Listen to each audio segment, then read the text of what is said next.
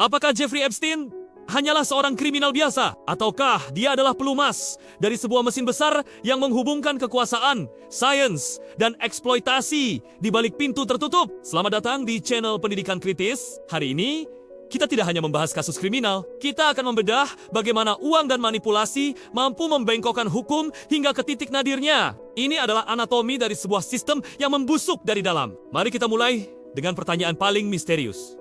Dari mana uangnya berasal? Epstein memulai perannya sebagai The Fixer. Melalui hubungannya dengan Leslie Wexner, bos Victoria's Secret, Epstein mendapatkan akses ke kekayaan yang tak terbatas dan kontrol penuh atas aset Wexner. Inilah strategi feeling upward. Epstein tidak mencari teman sebaya. Dia mencari inang yang sangat berkuasa. Dia bukan sekadar manajer keuangan. Dia adalah pemegang kunci rahasia-rahasia gelap para elit. Namun, uang saja tidak cukup untuk membeli kehormatan. Epstein butuh legitimasi intelektual. Inilah yang kita sebut sebagai science philanthropy, sebagai topeng, dengan menyumbangkan jutaan dolar ke universitas elit seperti Harvard dan MIT. Epstein membeli akses ke OT kotak paling cemerlang di dunia. Dia menggunakan sains untuk mencuci reputasinya. Di mata dunia, dia bukan lagi predator. Dia adalah patron ilmu pengetahuan yang visioner. Sebuah taktik licik untuk bersembunyi di depan mata kita semua. Inilah bagian paling gelap di honeypot, di pulau pribadinya, Little St. James.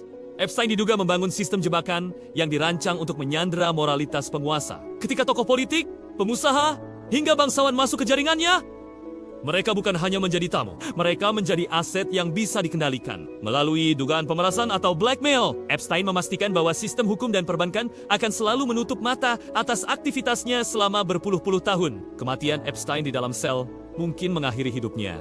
Tapi apakah jaringannya banner-banner terputus? Melihat bagaimana dokumen-dokumen baru terus bermunculan, kita dipaksa bertanya, apakah ini hanya puncak gunung es? Kasus ini adalah pengingat bahwa di level kekuasaan tertentu, moralitas seringkali dianggap sebagai beban, bukan prinsip. Di Aroba Pendidikan Kritis, kita menolak untuk sekadar mengonsumsi berita.